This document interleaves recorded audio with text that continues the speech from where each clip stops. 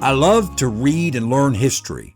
And one of the things I love to do in learning history is to make discoveries about people who lived in the same general region during the same time period, who may not have ever met or interacted in any way, but who each made their own mark. Sometimes these discoveries have little or no meaning, but sometimes the parallel is striking. I think you'll find quite remarkable the parallel I'm going to show you right now.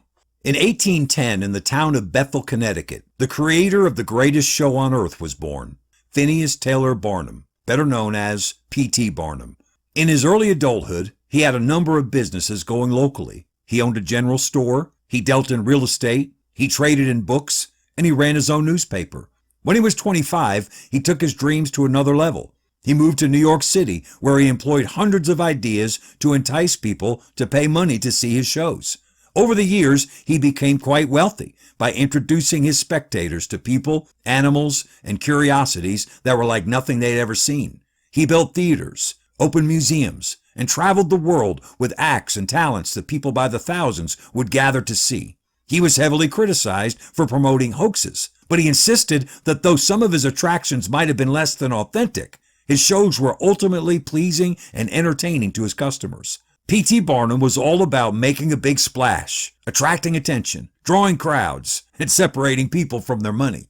In 1820, 10 years after P.T. Barnum was born, in Brewster, New York, just 15 miles away from where he was born, a couple with the last name Crosby welcomed a baby girl into the world. They named her Frances.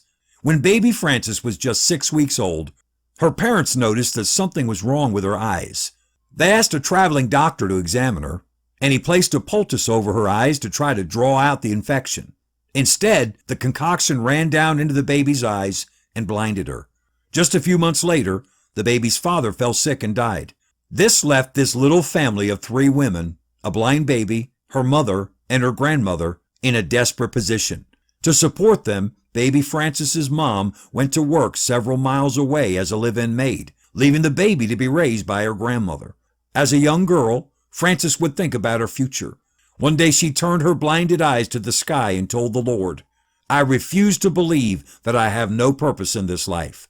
I know that you have something for me to do. Please show me what my purpose is." When she was 15 years old, Fanny Crosby traveled to New York City to a brand new school called the New York Institution for the Blind. It was there that she not only received an education in standard subjects, but she was also taught skills that would aid her for the rest of her life. And it was at the New York Institution for the Blind that Fanny Crosby discovered her great love for poetry. When she was 24 years old, she dictated to a publisher from memory dozens of poems that she had authored. These poems would comprise her first book of poems titled The Blind Girl. She would spend a total of 35 years at the blind school, first as a student, then as a teacher.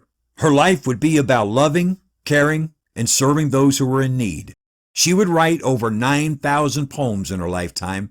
She made very little money from her poems, and what little money she did make went mostly to helping the poor.